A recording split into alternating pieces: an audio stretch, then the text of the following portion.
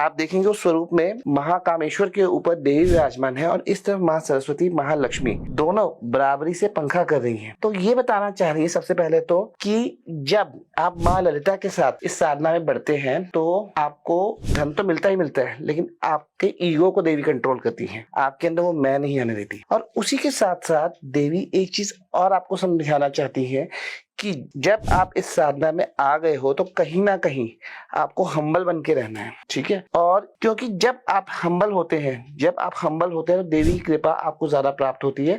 और दूसरी चीज, जैसे कई लोग होते हैं कि धन आए तो इसलिए लक्ष्मी जी की पूजा करनी है, अब कोई संकट आ गया तो हनुमान जी की तरफ चले जाना है, या किसी चीज के लिए किसी और देवता के पास। तो यहाँ देवी बता रही है कि जब वो आ गई है तो आपको धन के लिए अलग से माँ लक्ष्मी की पूजा करने की जरूरत नहीं है, और ज्ञान के लिए माँ सरस्वती की अलग से पूजा करने की जरूरत नहीं है, और रक्षा के लिए किसी और की जरूरत नहीं है।